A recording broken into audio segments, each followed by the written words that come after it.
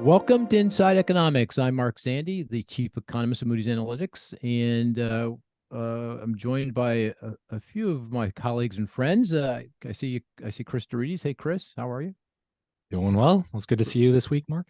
Yeah, I shook your hand for first time in quite some Months at time. least. Yeah.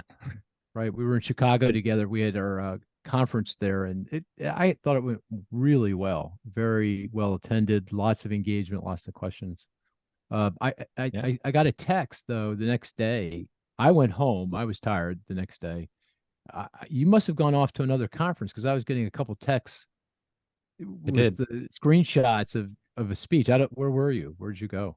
I was in Nashville after that Oh, at a Raymond James conference. You know, we have a great partnership with Raymond James. So I indeed we spoke at do. their event. Oh, fantastic. Oh, great. Well, very Yeah. well. People are you have paparazzi. They're following you around, Cris. Yeah.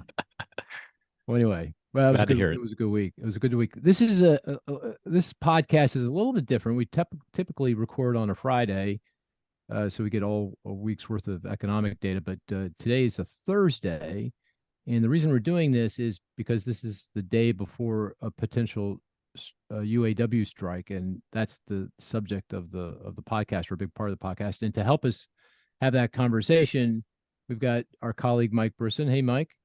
Hey, how's it going, Mark? I'm good. I'm always good. You doing okay? You must be Great very here. busy. You're busy.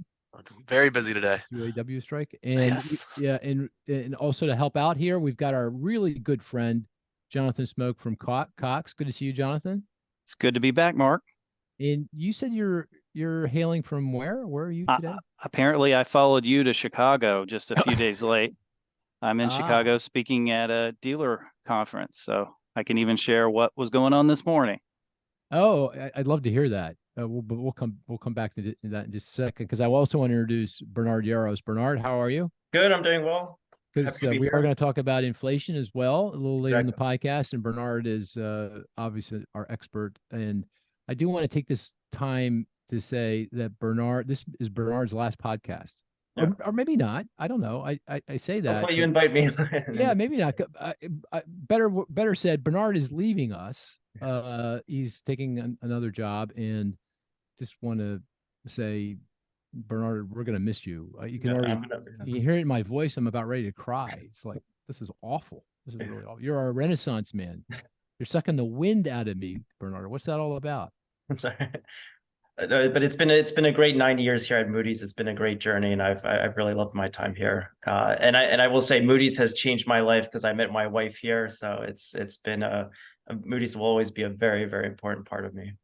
Yeah. Well, you were a very important part of Moody. So best of luck. And all I have to say, Bernard, is when you are Treasury Secretary, could you just remember the old guy, I will. invite me I will. over, I would Sure. appreciate that. Sure, sure. So thank Yeah. you. But let's talk about the what's top of mind here, and that's the UAW strike. And Jonathan, would you mind? Because you're in the milieu here. You're listening to all this stuff going on. You do this for a living. Tell us what's going on. Or, I mean, it sounds like we're gonna have a strike. Yeah, we've had this date circled on the calendar for quite a while. And it is definitely looking like not only are we going to have a strike, we potentially are going to have a much more disruptive strike than what was even expected a few weeks ago. Because I would argue what we've been saying all year was that, well, traditionally the UAW focuses on one of the big three, so-called Detroit Three, the original domestic brands, formerly what was Chrysler, Dodge, is Stellantis today, GM, and Ford. And up until recent days, the perspective was that there was highly likely to be a strike. We've certainly seen what the UAW was asking for was very far away from what the manufacturers were offering in response in terms of a long list of benefits, compensation, rules having to do with tiered layers of employees, the length of the work week, vacation time, just a lot of different things. And some of it is addressing major concessions that were made during the Great Recession. A lot of it has to do with, I would argue, things that are really uncertain and important to both sides regarding the shift to electrification of vehicles, because electric vehicles take less labor to manufacture, and most of the plants in the world that produce electric vehicles are not unionized. So it's a bit of an existential threat to the labor unions. But then on the side of the manufacturers, they're dealing with competition, and they need a lot of flexibility in terms of what is not yet a profitable enterprise to make electric vehicles, or certainly at scale that the larger manufacturers see. But what we thought would likely be the case would be that the UAW would target one manufacturer. That has traditionally been what happens. They so-called take the lead. The results of that negotiation, if there's a disruption, ultimately end up with something that the other manufacturers then follow. So it means that historically we've had disruption for a specific brand, and clearly it comes with an economic cost of being disrupted, plus the costs that they end up having to absorb into the future. But this time, what the union is saying, and in fact, just about an hour ago, they started announcing the specific plants. Well, they haven't formally announced, but it's been leaked, what plants are going to be targeted. And it's a so-called stand-up strike, which basically means they're not going to be out in force picketing every factory. They are deliberately choosing specific factories to cripple all three of the manufacturers, and actually likely force them to have to preemptively just shut down all their operations.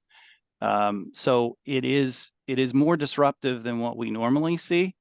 And that's sort of a big change that we're looking at. So I think the questions quickly become, how long does this last? Because it's really the duration of the strike that will matter.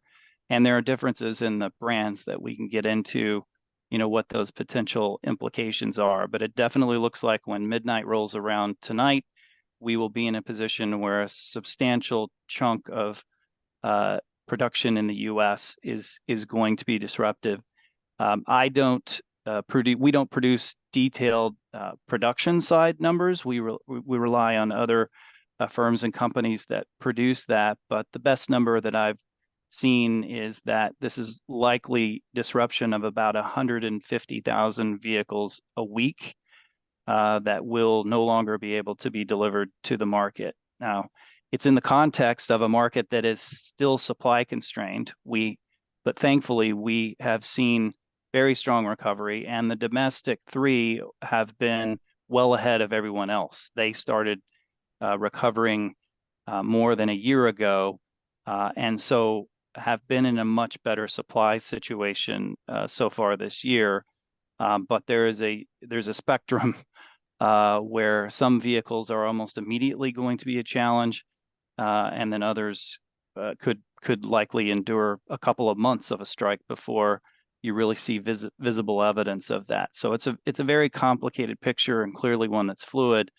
I can say it feels a lot like pulling out the COVID playbook, of we're just going to have to monitor this and see what happens. But I think this is very different than the COVID situation, where you had 100% of every factory in the world shut down, that then led to cascading supply chain issues. This is over the last, so far this year, the domestic three brands, all of their sub-brands, which is basically 9 brands of significance, represent 40% of the U.S. sales so far this year. So it is not 100%, it's not even 50%, but 40% is meaningful. And when you get into the segments, it is disproportionately combustion engine vehicles. It is absolutely disproportionately trucks and SUVs. So just to remind everyone, this is a little after 1 p.m. Eastern time on Thursday, September 14th. So just when you say midnight, so September 15th is when we think this is going to happen. So I just stepping back a little bit. When I heard that the strike might be, you called it a stand-up strike, so it's not I'm going to shut down every. I'm not going to pick at every factory. I'm going to shut down certain factories. Each of the three automakers will suffer some shutdown, but not a complete shutdown. But it sounds like you're saying that doesn't matter. They're going to. This is going to the way this probably will play out. They're going to shut down factories that are so important to the rest of the supply chain that everything is going to shut down. I'm going to lose all production. That's right. Well, two parts of that, as I'm interpreting what is being reported. One is, yes, they're not going after just final assembly plants. They're actually going after, for example, transmission plants, which have a broader sort of spillover. But they've also communicated that they will change their targets over time without any warning.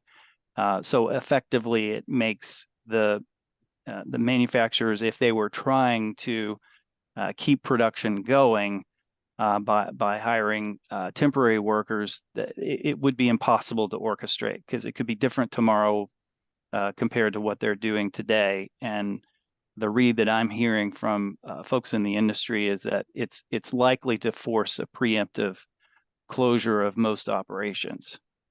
And we also heard earlier today that the Teamsters has said they will not transport any vehicles from the manufacturers who the UAW are actively striking. And so again, 40% of the market is no longer, if it's produced, is no longer going to be moved. And you threw out the statistic 150,000 vehicles per week. So is that total production for all three automakers during the week? I think that was a really good current number that Evercore ISI put out this morning, representing what they think is the most recent cadence of production pace for all three. Okay.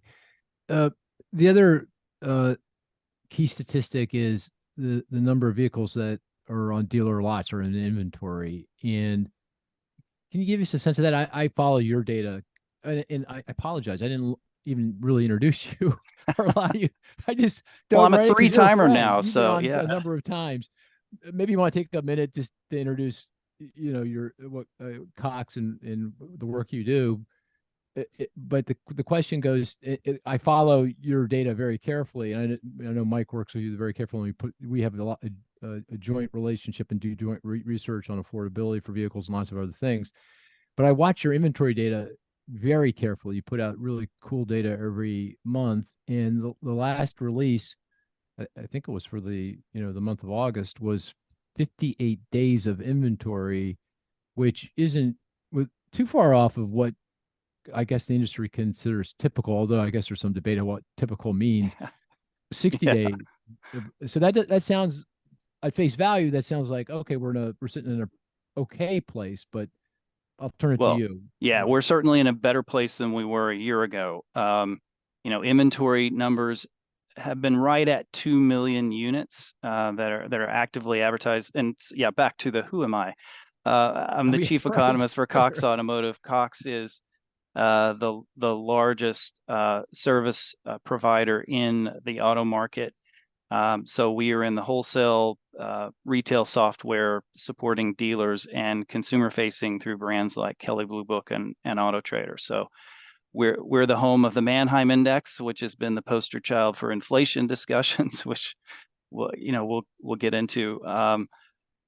So I get to, I was attracted to come here after spending over 20 years in housing, and that's how I originally got to know you, Right. because of this just immense amount of data that we would have. And boy, has it been interesting since I've been here. I've been here for 6.5 years, and most of those years have had something interesting going on. The last 4 have been, absolutely crazy.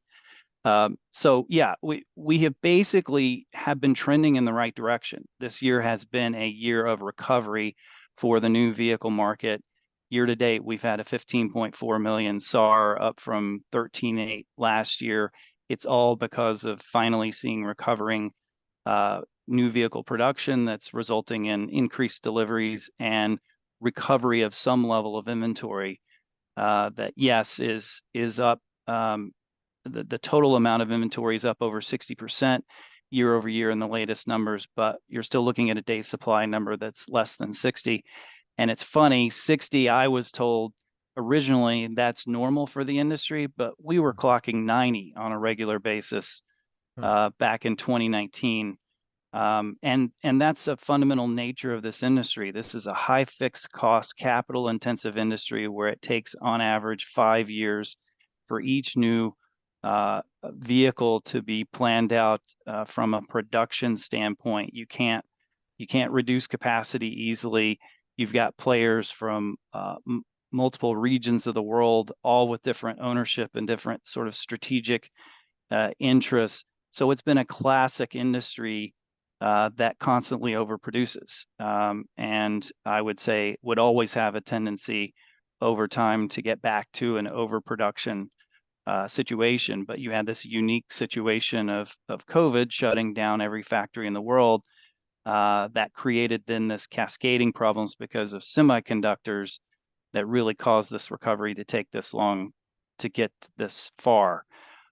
So this, I think, is clearly going to be a disruption in that recovery we had been seeing, but that's why I focused on the key question is how long does this last, and where are we going to see the pain first?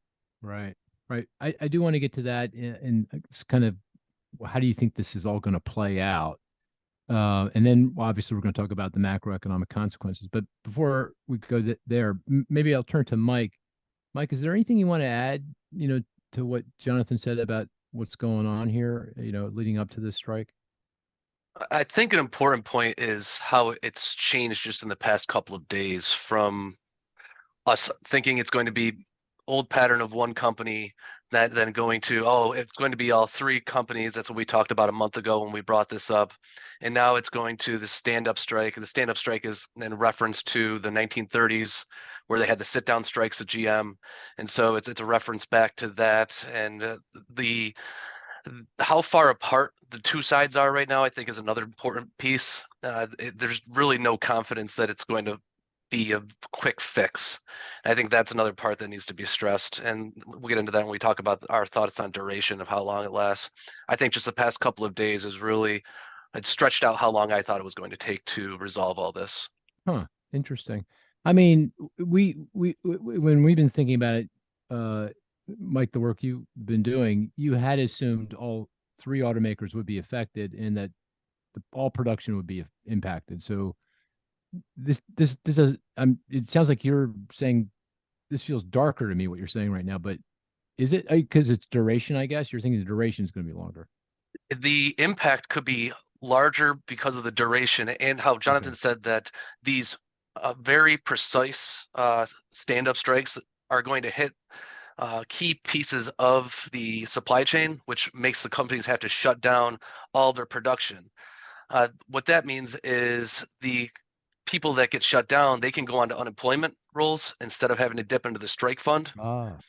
Which means that the duration of the strike can go, I put the max, I think it's 77 days. The strike fund would be run out at current levels. They have 825 million in the strike fund. So that was about 77 days for all the employees at the three companies. But if they don't have to pay out all the employees, they're only doing pointed strikes. And then the other factories get shut down at the discretion of the organization, then they have to play out unemployment because they're the ones that made the decision to shut down rather than the union walking out and having to strike. Oh, wow. That's interesting. I didn't realize that. That's very interesting. So just to reiterate, right now the UAW has funds that could pay their workers for 75, 80 days, but that's assuming that they're not collecting any UI. So if they start collecting unemployment insurance, that would extend out the length of time that the UAW could pay their workers if they were on strike. And they're not paying them full. They have a $500 per week fund, but that's double what it was in 2019. So it's not insignificant, but it's not everything. Got it. Okay. So duration here is really key. Jonathan, so what do you think? How's this going to all play out? I mean, what's the most, you're an economist. There are people who are, I'm sure, asking this question. What's your baseline forecast? And of course, we got to put pen to paper. We got to produce a forecast. And so we have to make an assumption here. And I've been assuming 6 weeks, mid-September, end of October. What do you, how do you think this is going to play out? I think the consensus view from the folks that I've talked to, I think it borderlines on a hopeful view, is 30 days. 30 that days, we're okay. likely looking at a month. And if you assess actually the position of some of the manufacturers, essentially you have a continuum of these three brands and the sort of sub brands they represent. So you've got a really different story across the three in terms of how they've performed this year, because you've basically had a year where GM has seen strong growth in their sales. They're up 17% with very strong growth in their sub brands. Sorry, that's their share of the marketplace is 17%. They're up 19% for the year. Ford is up 9%, but Stellantis is actually down 1%. And part of what we've been observing in their growing inventory numbers was the assumption, well, Stellantis must think they are going to be a target, and they have been maybe perhaps a little less aggressive in their discounting or incentives or their marketing because they wanted to be well prepared for potential disruption. So on paper, when you look at the amount of inventory they have, it's quite a contrast across these brands because, for example, we think Chevrolet currently has right at 50 days of supply, so is less than the industry overall. But at the other end of the spectrum, there's 100 days of supply of Ram trucks. There's 127 days of supply of Dodge cars. You've got Jeep at 85 and Ford in the middle at 81. So GM, and specifically with their Chevrolet brand, I think is likely to start having issues after 2 weeks. And Stellantis could probably last 6 weeks or longer without seeing a lot of material change. Now, the nature of the vehicle market means the devil's always in the details, and every single one of them have a model that I could suggest is a canary in the coal mine for us to pay attention to. Because if you're trying to extrapolate, well, what is this going to mean to sales? Well, you want to look at the high volume vehicles and what's going to happen as supply tightens. But that directly relates to the inflation discussion with Bernard, because that's precisely those canary vehicles are exactly the vehicles that are likely to see a turnaround in what has been a return to discounting this year, and in ever increasing incentives as supply has started to increase, and particularly more for the Detroit brands than others. But these vehicles are more expensive than the average new vehicle because, again, they're heavy in trucks and SUVs. So it is not like an average brand. And this does traditionally, usually you don't see a strike. One is because it's much more targeted and isn't as disruptive as going after 40% of the market. And by the way, back in 2016, the three brands were 45% of the market. So it would have been even more disruptive had something like this happened historically. But they've lost share to new EV entrants and to brands that continue to produce sedans that they have not. But traditionally, this creates opportunities for other brands to step in. And ironically, the timing is very interesting because the Detroit three have outperformed and with the exception of Stellantis, took share from other brands over the last year precisely because they were further along in production recovery. And so Toyota last year lost share. Toyota has lost more share this year. Honda lost share last year. Honda's starting to recover. But now every single brand is in a much better position. And in particular, if you're trying to kind of pick who could benefit the most, Toyota's at the top of the list. I had breakfast with a group of dealers this morning at this conference, and the people representing Toyota stores were giddy and happy. So they're looking forward to Can they get what this cars means on the though? retail side. Toyota, absolutely. They can. Okay. There's 'Cause no, they there's can no, they can pick up production here in the US and globally. yes, Yeah, can. Yeah. they have non-unionized plants in the Mhm. US, and this doesn't disrupt their global. Maybe they'll have some issues, but the Teamsters have said that they're only going to stand against the brands that their UAW brethren Got are it. striking against. So no, I don't think it's going to negatively impact those other brands. Okay. Um, So just I'm going to press you a little bit because going back to duration, because that seems like the key variable here in terms of yeah. broader macroeconomic consequence. The way you kind of answered the question was, well, people are saying consensus is 30 days, and that's optimistic. That's how you answered it. Yes. What do you believe? What is it?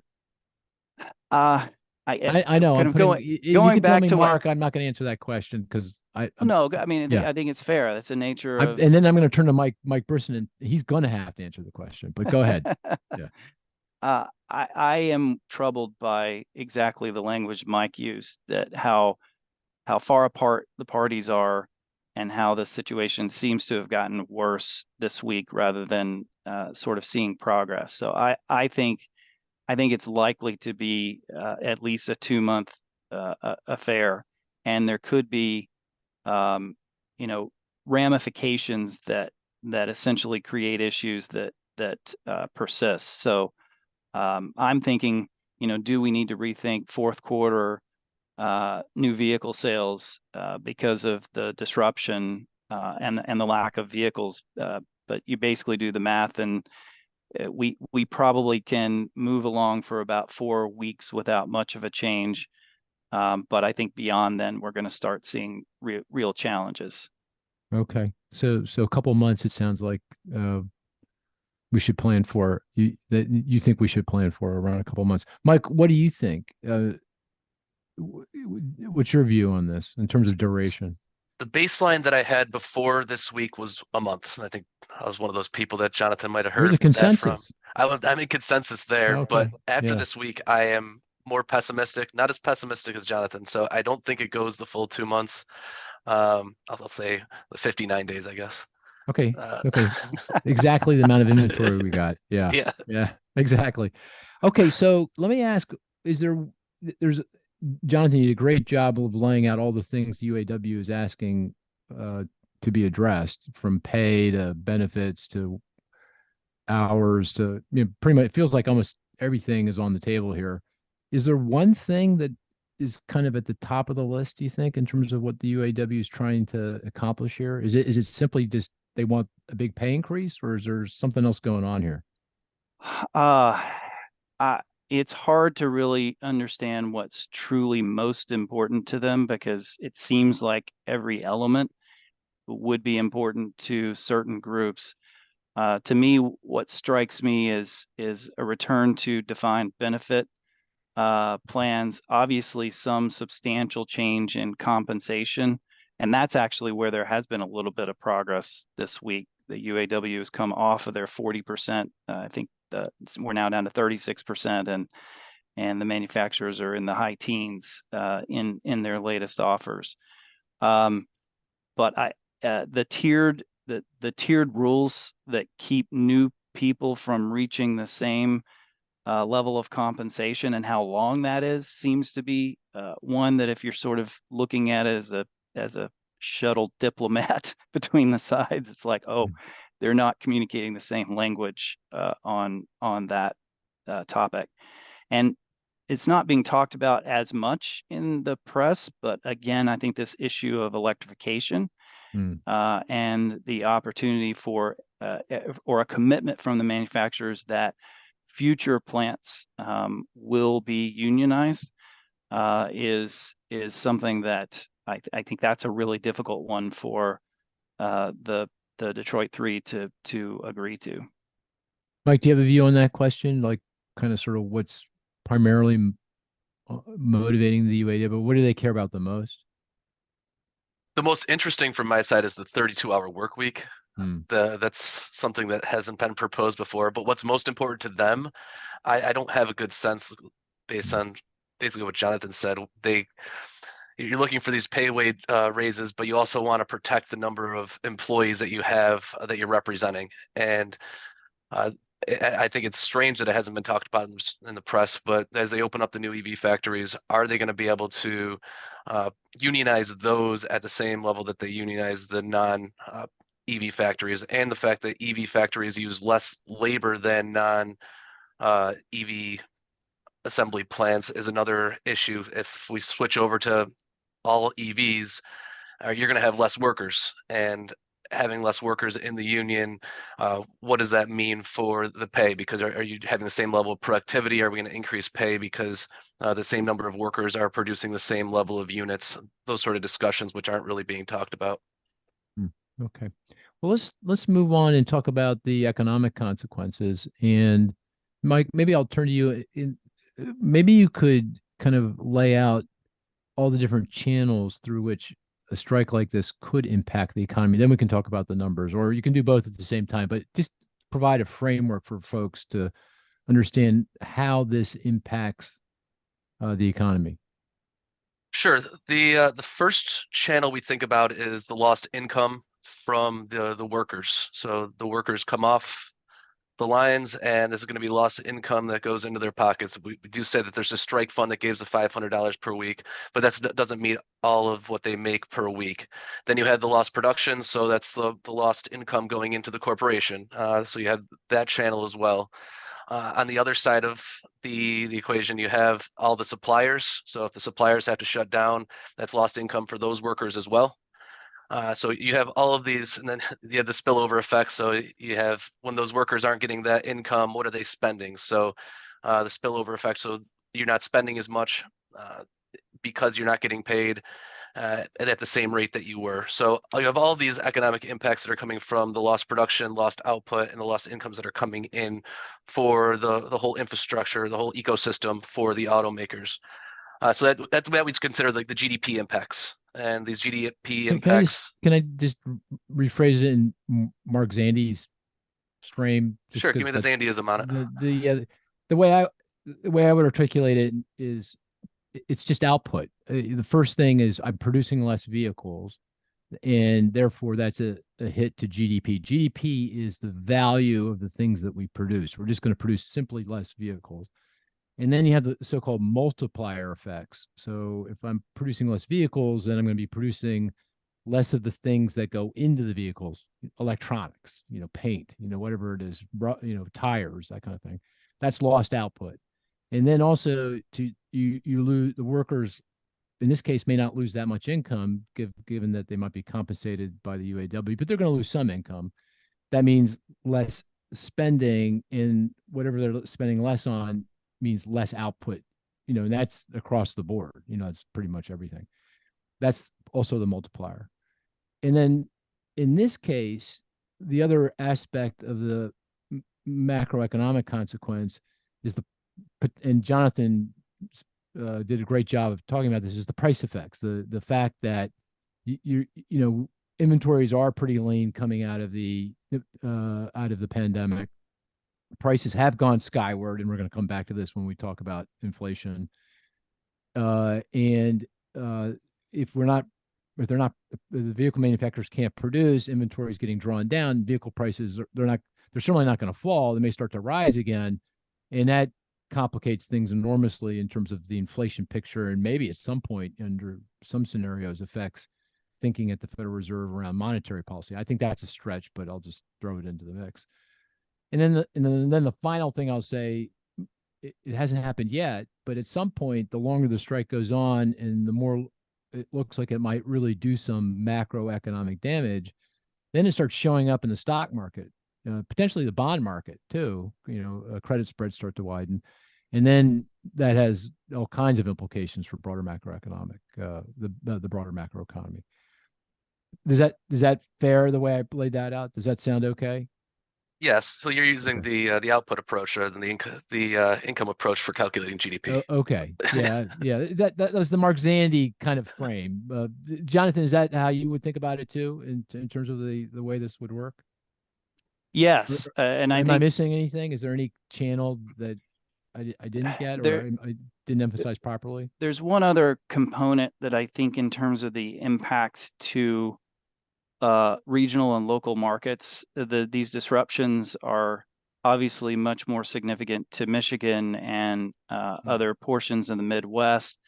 It's interesting. There is a very different profile for the store footprint for the so-called Detroit 3 compared to all other brands. For example, Ford and GM, or Ford and Chevrolet specifically, each have over 3,000 stores in the country, whereas Toyota has 1,300.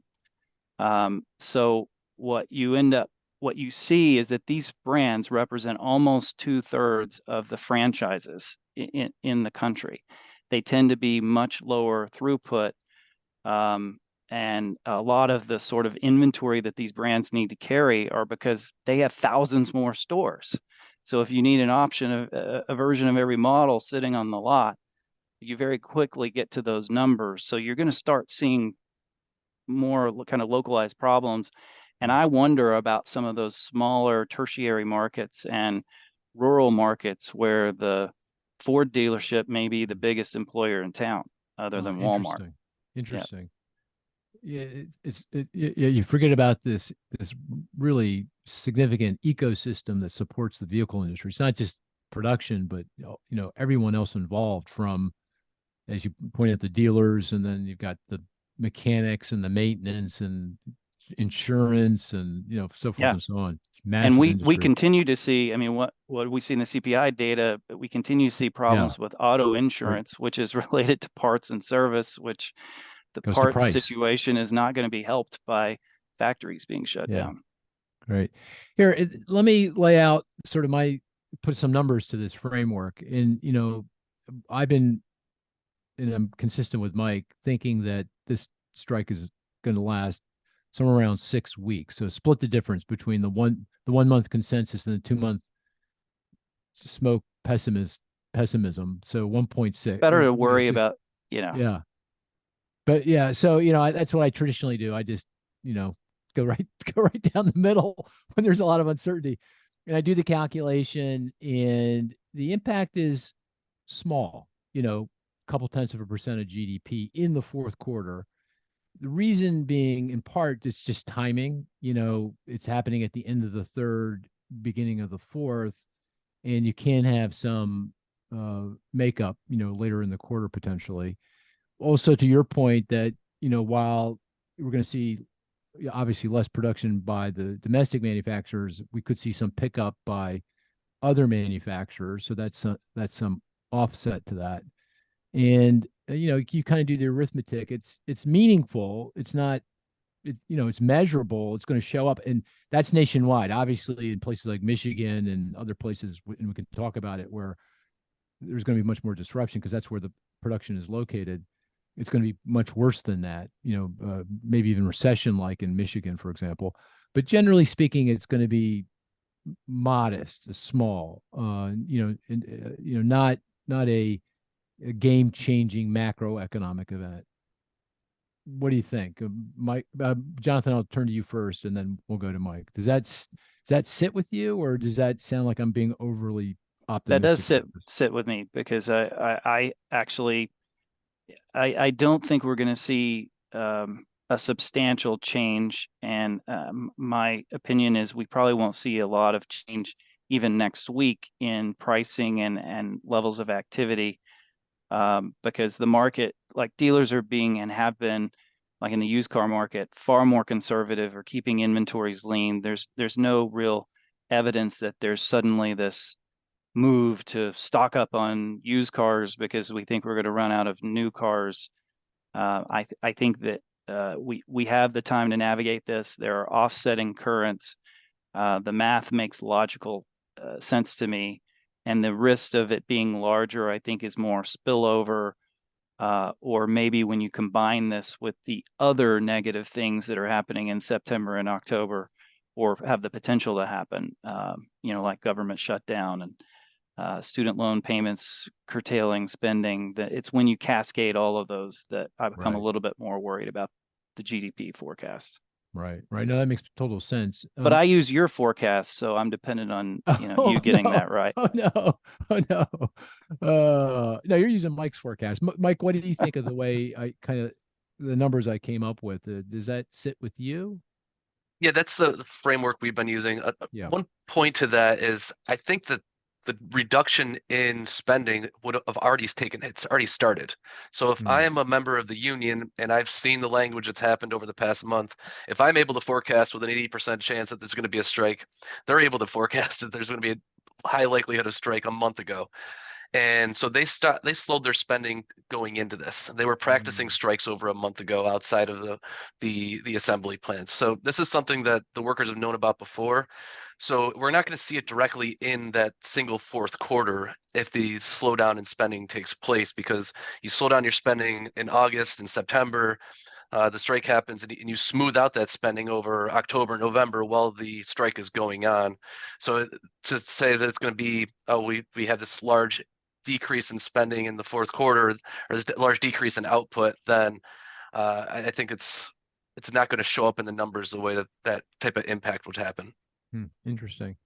And I do want to play the statistics game and want to go into inflation. But Jonathan, you made a really, really good point. I just want to reinforce. And then, Cris, I'm going to turn to you and see if there's anything else you want to add to this, because I kind of locked you out of the conversation, which I'm sorry I did that, but to get you back into the conversation, see if we missed something. But you made a really good point, and that is, it feels like the economy is struggling with all these little headwinds, that if you kind of sort of add them all up, they feel like a kind of a big headwind. You mentioned the end of the student loan payment moratorium that starts in October, the same time, the strike is presumably going to be in full swing. We've got a potential federal government shutdown, which is likely on October 1, because that's the start of the federal fiscal year. You got mortgage rate, long-term rates have now popped here a little bit. And so we got fixed mortgage rates back over 7%, which is kiboshed the home sales, and of course, no refinancing activity. And probably the thing that worries me the most is the higher oil prices. I mean, you've seen, oil now back to $90 a barrel. That means the cost of a gallon of regular unleaded is certainly going to be $4 here pretty soon, if it's not there already. And that, I think, is a threshold in people's thinking about the economy and their own personal finances. You kind of sort of had all that. Any one of those things, yeah, like I just said about the strike, if it's 6 weeks, no big, yeah, well, it's okay. But then you throw in all these things, and if one of those things kind of goes a little off you can see Cris is smiling over there. It's exactly what he's been saying. Yeah, there he goes. Yes, exactly. We could have a problem. You could have a problem. What do you? I just ranted. Anybody want to? Cris, do you have a view on what I just said? I know that kind of is music to your ears. Well, I guess it's not music to your ears, but it's consistent with what you've been saying. Yeah. Yeah, it's consistent with my fears. It's not music consistent to my with ears. your fears. Yeah, that's a way to put it. So, yeah. So that summarizes it. This is just another potential risk. Hard to forecast these well in advance, but these are the types of things that creep up when you're in this very long period of vulnerability. So I guess the question I would have is more of a curiosity around any political involvement here. John, do you expect administration or others to step in here to take one side or the other? Or? I think they're attempting to try to get the tables to reach an agreement and not be so far apart. Being the Biden administration. The Biden administration specifically working, and especially I think also with Michigan, because there's a lot of vested political interest in the state of Michigan to see this resolved sooner rather than later. But even politically, this doesn't evenly fall straight down traditional camps, because the electrification issue is actually the union is in a different page than the Biden administration, and they view some of those policies as part of what threatens their future. So I don't think that there's an easy answer to it. And for the record, Mark, I generally believe your view is correct through all the episodes. I'm in the more optimistic camp, but I'm seeing these things quickly change. It's amazing how in June and July we were moving towards this direction that looked like the consumer was past the inflation problem, strong income growth, very strong labor market. We were seeing improving, and we continue to see strong retail demand in the vehicle market. So there's no evidence. In fact, the used car market is stronger here at the beginning of September than it has been at any week that so far this year. So we're not seeing the consumer pull back on the vehicle side yet. But consumer sentiment, the numbers come out tomorrow from Michigan, and I'm betting that number is pretty negative for the first half of September. Mm-hmm. Going right back to that price of a gallon of regular unleaded. Yeah. Yeah. Right. Yeah. Yeah, and it's funny because the Fed, with the focus on supercore, everybody's relieved. We're continuing to see progress, but the bite that it has on the real consumer, we do a little calculation every month where we take the consumer expenditure survey baskets for the quintiles and we apply it to the inflation numbers. And we're back to a bottom income quintile of having year-over-year inflation at close to 9%, using the August data.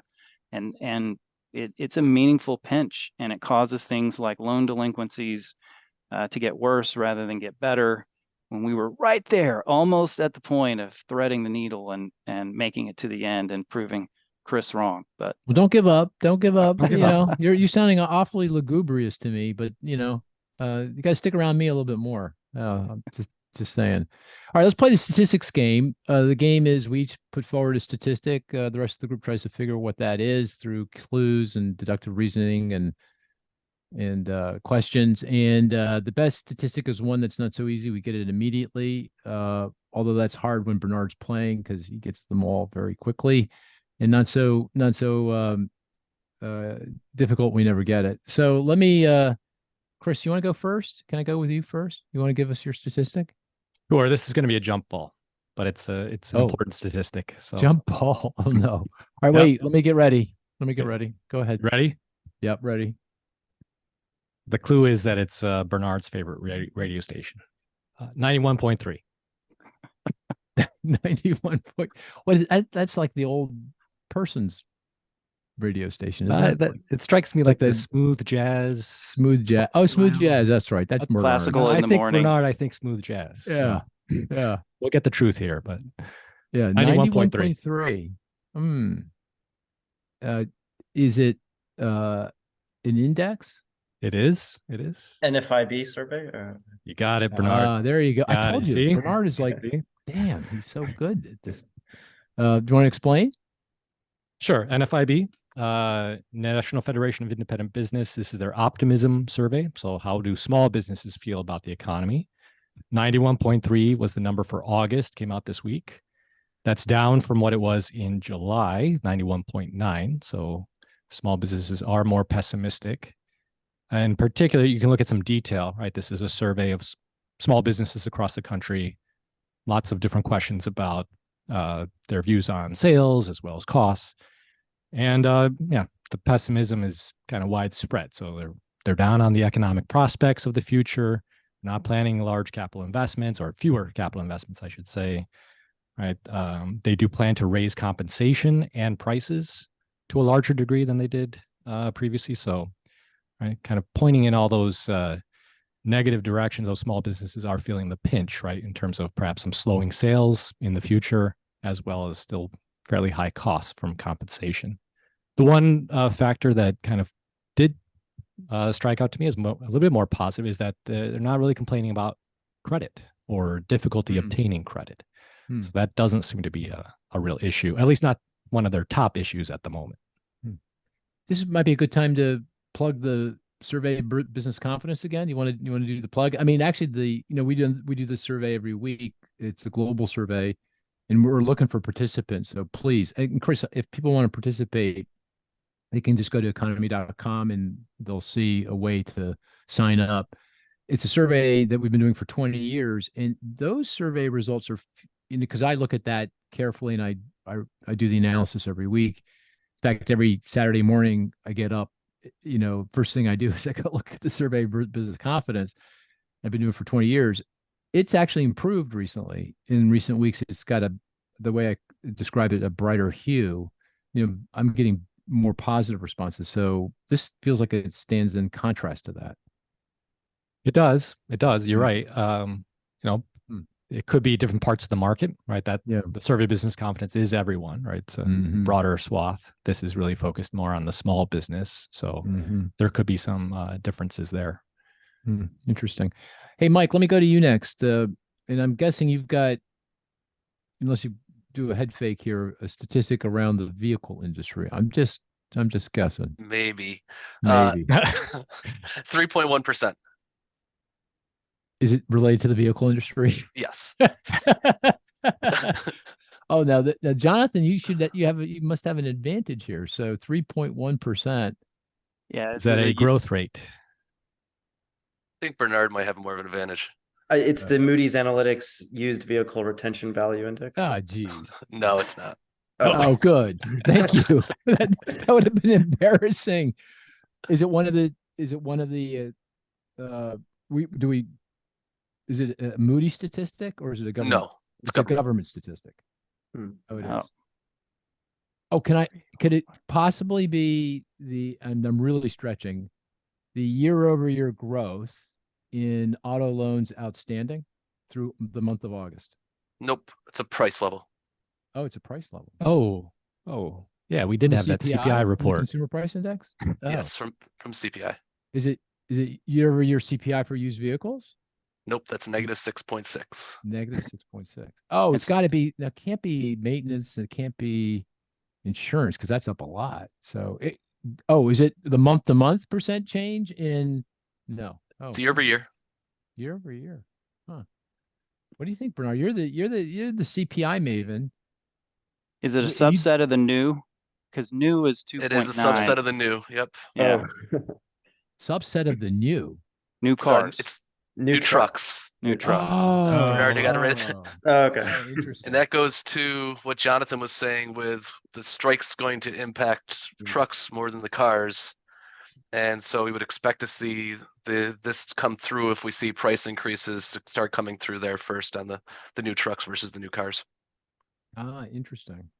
Okay. Well, I do want to come back to vehicle prices in the context of the next part of the conversation with Bernard around CPI. So we'll come back to that. Let's do a couple more. Bernard, you want to go next? Sure. So my statistic is $89.3 billion. Is that the budget surplus in Exactly. the month of August? Yep. Okay. Now, how impressive is that? Very impressive. Jonathan, is that impressive or what? That was good, Mark. I don't hear cowbells anymore, but Oh, that's a really cool that's really cool. It was statistic. because this is I mean, I was a bit surprised when I saw it, but you've never had a surplus for the month of August. Typically, we get surpluses whenever there's typically we get a treasury budget surplus whenever there's a big windfall of taxes. So think April, sometimes in June and September. But August is really, it's historically a month where the government is always running a budget deficit. But we got a surplus this August, and it was really a quirk. It really doesn't have don't think that this is somehow a turnaround in the fiscal budget trajectory. We're still, the federal budget is still gushing red ink, and the outlook is not bright. However, this had to do with actions around the Biden administration student loan forgiveness plan. So because the Supreme Court struck down its implementation, the administration recorded in the books a $330 billion decrease in outlays for the Department of Education. And this goes to the Federal Credit Reform Act. So under that law, whenever you have changes to student loan programs, the entire multi-year cost of any such action has to be recorded upfront on a present value basis in the current fiscal year deficit. So if you go back to last summer when the administration first announced the student loan forgiveness plan, there was also a sharp increase in September of last year to account for the full multi-year cost of the debt cancellation plan. But now that this is struck down, it's not going to happen, at least in its earlier form. The administration now had to, record that as a reduction in outlays on a net present value basis by the Department of Education. But if you abstract from this, we're still talking about a deficit last month of more than 200 billion. And even the fiscal year to date deficit is 1.5 trillion, which is up from under 1 trillion last fiscal year. So we're still heading in the wrong direction. And it just highlights the fiscal challenges that will have to be addressed, especially later on in this decade and early next decade. Yeah, it feels like the deficit for this fiscal year that's going to end in September is going to be 1.7 trillion. It was like 950 billion last fiscal year. Now there's some timing issues here too, so I think that overstates the case. Like California, residents didn't have to pay until October. Exactly. Well, what really whipsawed, there's a lot of like temporary one-time factors. So the sharp reduction because of all the hit that asset prices took last year, you had a sharp reduction in capital gains. I'm going to stop you, Bernard, because I want to get to the CPI, and this is what I love about you. We could have a whole nother podcast, but we can't because you're leaving. Come on, just why don't you stay? And we can have another podcast, and we could talk about the budget to your heart's content, because I can feel it. You just want to talk about this budget. Yeah, every line item, Bernard knows. So as I said, I'm going to cry. I'm just going to cry. I'm going to cry. Jonathan, one more statistic, and then we'll go on because we're getting long in the tooth here. I'm going to offer you a twofer: 0.1% and 2.3%, and they go together. Is one month to month, the other year to year? They're both year over year. Both year over year. Are they from the CPI? No, but related. PPI? PPI. That would be a stretch. Mike's the one that I figured would get one of them immediately, but he's slow to the draw. Increase in the Mannheim? Oh, Mannheim. What did you say? Increase in the Mannheim? No, that was 0.2%, and I figured somebody would guess that, and points for that.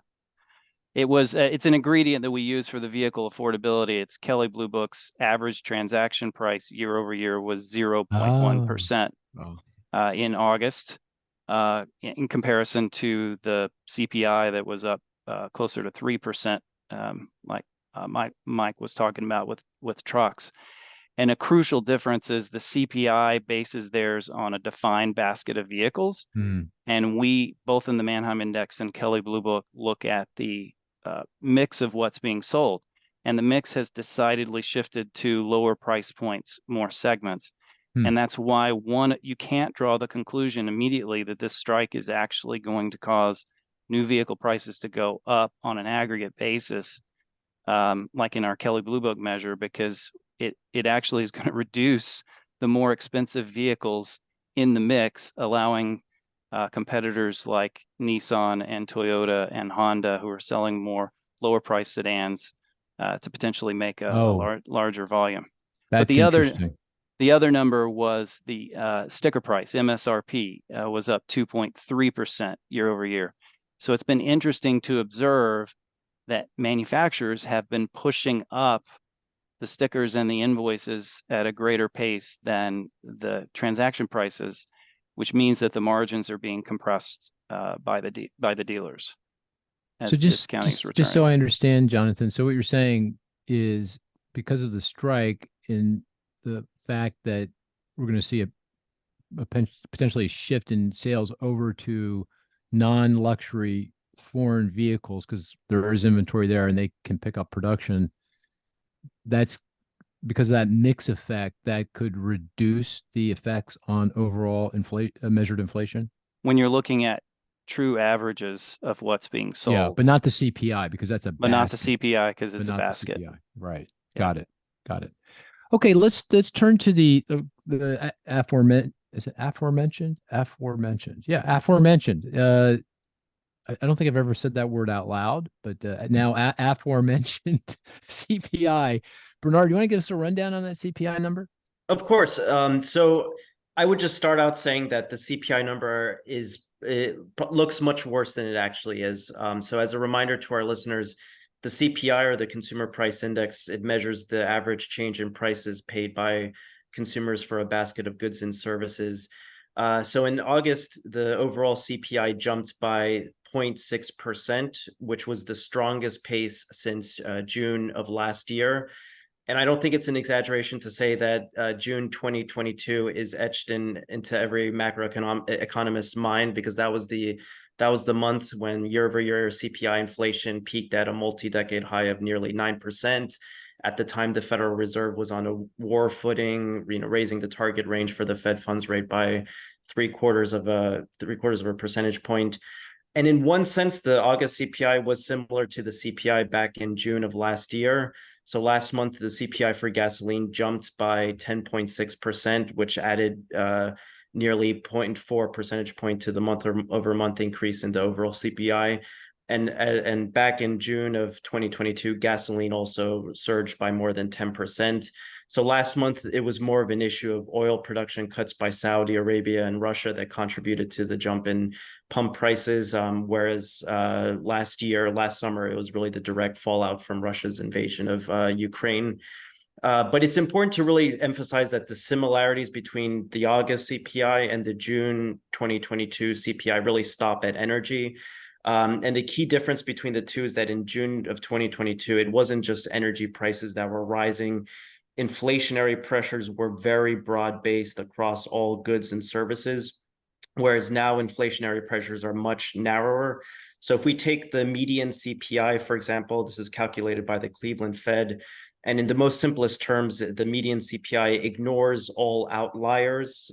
So, major swings to the upside or downside across the basket of goods and services. And it really focuses just in the middle of the distribution of price changes. The median CPI, it's a great representation of just underlying trend in inflation. And in June of 2022, the median CPI rose by 0.6%, whereas last month it only rose by 0.3%. And in the prior month, it only rose by 0.2%. So because inflation is just nowhere near as widespread as it was last summer, I wouldn't worry that the August CPI is going to spur the Federal Reserve to raise interest rates next week at its September meeting.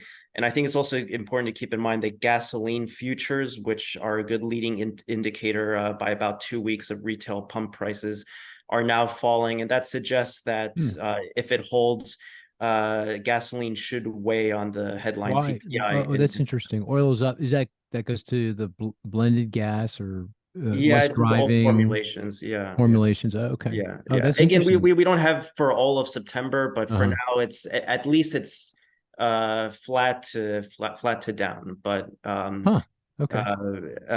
But again, we don't have it for all of September. Okay. So I don't think we should fret too much about this strong August CPI, and I also wouldn't worry too much about the core CPI, which was a bit stronger relative to expectations. So the core CPI, which excludes food and energy prices, it rose 0.3% in August, which was the strongest since May of this year, and it also exceeded our and consensus expectations for just a 0.2% increase. But the core CPI was also tainted by higher energy prices. So even though the core CPI excludes energy, higher energy prices can still bleed into the core CPI through higher jet fuel prices, which then put upward pressure on airfares. And that's exactly what we saw. So the CPI for airfares climbed almost 5% last year, and that last month, and that comes after two consecutive 8% declines in the prior months. And this was also the first time in several months since that airfares had risen. So it was really airfares and transportation services in general that just seemed to be behind the upside surprise in core services. Which goes back to vehicles, right? Because So, transportation we're looking services. at transportation services. So vehicle prices would be in the core goods. No, but don't transportation services include car insurance and Exactly. Yeah. So car yeah, and insurance. vehicle maintenance, isn't it in there too? Exactly. Yeah. Yeah. So So car yeah, insurance so rose at its fastest on record if you exclude some of the pandemic era distortions. And I've spoken with Mike about this. It seems that replacement costs for wrecked vehicles were higher last year than insurers had budgeted for. So they're now raising premiums. Mike and I have also looked at the highway accident data, and those are also pretty elevated relative to pre-pandemic norms. But I would assume that the impulse to just core CPI inflation from motor vehicle insurance should fade, because I've started to read some articles about regulators really pushing back against some of these sharp increases in auto insurance rates. And there's also pass through from higher new vehicle costs to auto insurance. So now that hopefully, if we, assuming that new vehicle prices don't really spike up again, I think the fading away of the prior jump in new vehicle prices should also alleviate auto insurance. this would be a good place to bring Jonathan and Mike back into the conversation. Have you guys this conversation has reminded me of something I'd like to see, and that is the impact of rising vehicle prices broadly on inflation over the past year. Not just directly, not just the used vehicle and the new, but also including maintenance and insurance and anything else that we should be considering. Has anyone done that? I mean, CPI inflation is overall core CPI inflation year over year ending in August was what? 4.4%.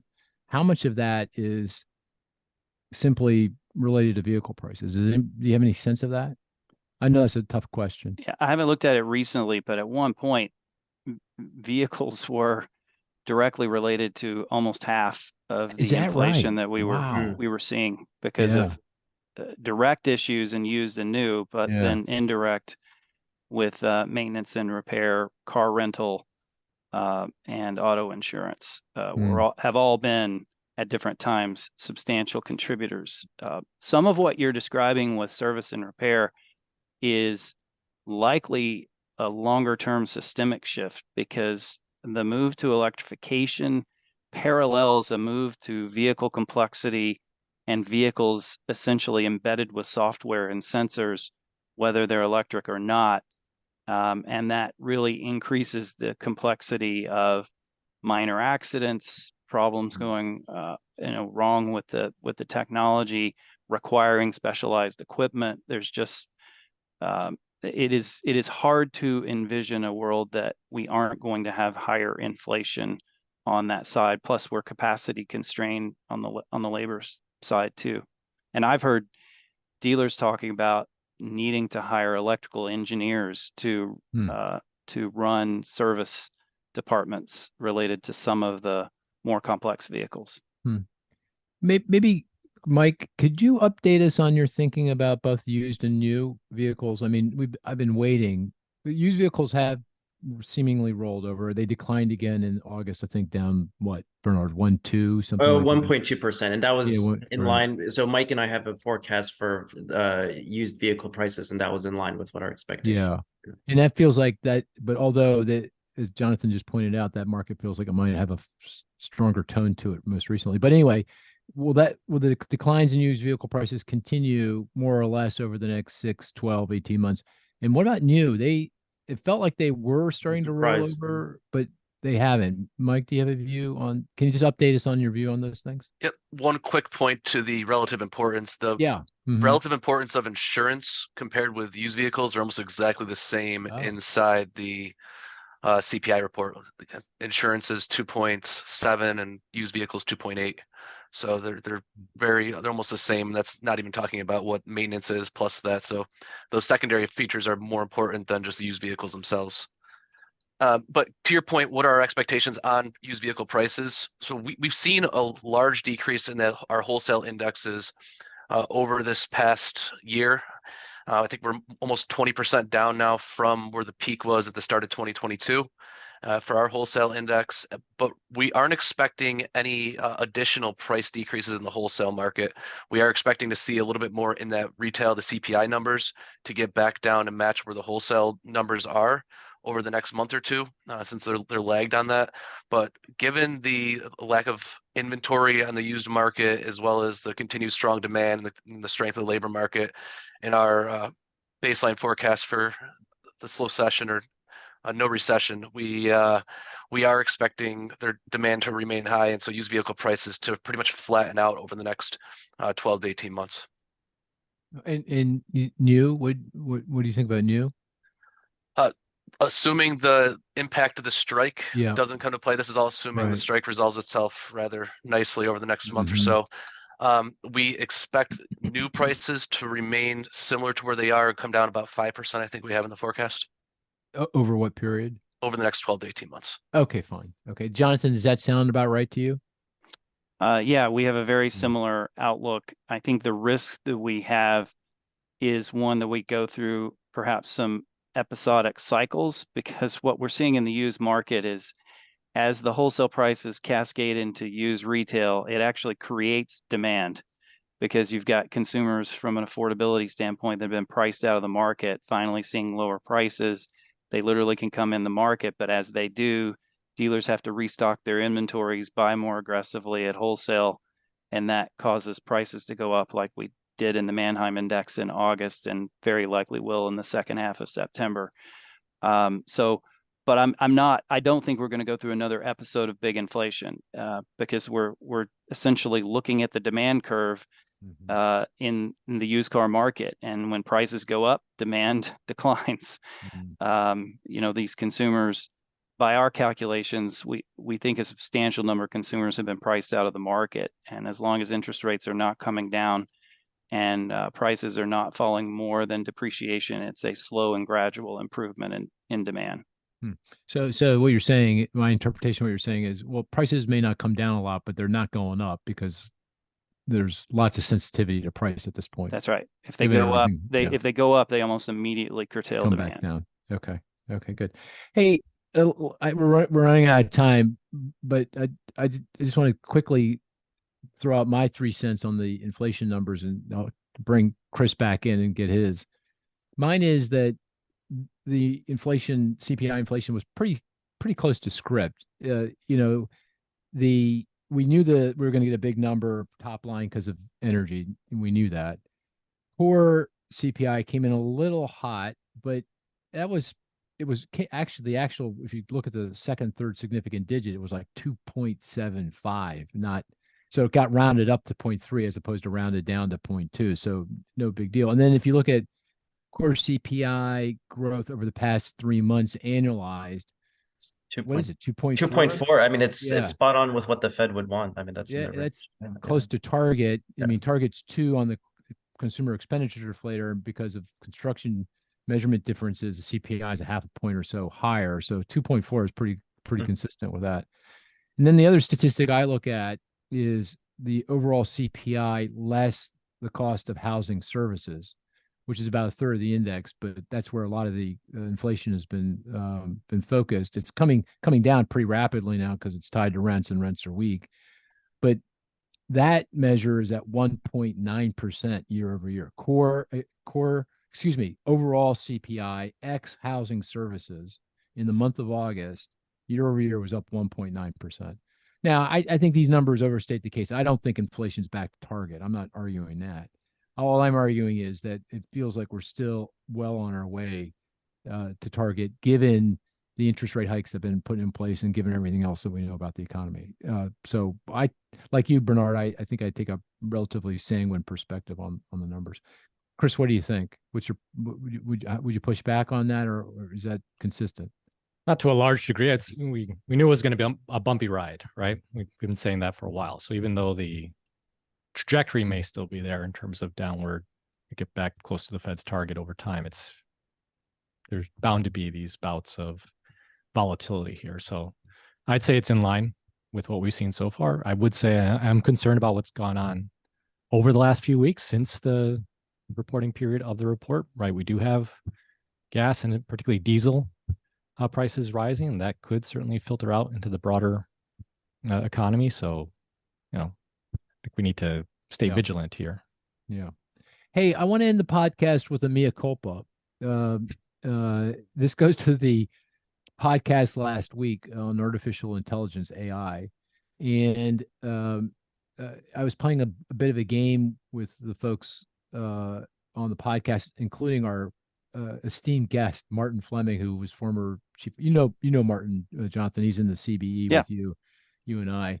He's a former chief economist at IBM, and it was a great podcast on it. And as I said, I asked the group, how long did it take for Chat GPT, that's the popular AI algorithm that was introduced back in November, how long did it take it to get 100 million users? And Martin, I think he said 2 months. I can't quite remember. Do you remember, Cris, what he said? I think so. Maybe 3 months, 2-3 months. And I actually kind of sort of made fun of him. I kind of berated him because I said the answer was 2 days. And then I said, well, how many days did it take for TikTok to get 100 million users? And he said 3 months or 4 months. And I said, no, 9 days. And then I asked about what else? What was it? Instagram. And he said 5 months. And I said, no, 19 days. I'm making up a little bit of the numbers I don't quite remember. Well, it's not days. It was months. It actually was months, 2 months. I don't know how. So he was exactly right. He was exactly right. If he wasn't exactly right, he was pretty damn close. And he handled it so well. He didn't push back, come back, you moron, but you should have, because I got it dead wrong. Still impressive, 2 months, 100 million users, but it's not 2 days. It's not 2 days. So, listener, I'm sorry. I blame it on Cris. For some reason, it's got to be his fault. I don't know. You got to watch out for the Bernard's revision. fault. We got to blame Bernard. It's got to be Bernard's fault because, it's just because it's his fault. It's just definitely his fault. Anyway, I thought this was a great podcast. Jonathan, thank you so much. You really articulate things so well, and make it all easy to digest, and as well, Mike, you too, really very helpful. And Bernard, I have nothing more to say about you. Cris, I have a lot to say about you. Oh, there's time though. There's time. All right, that guys, anything else we want to say? No. I'm hopeful it's not 60 days that you push me into. So that's all. That's all. Okay, very good. Well, thanks again, Jonathan. And we're going to call this a podcast. Thanks, everyone. Talk to you next week.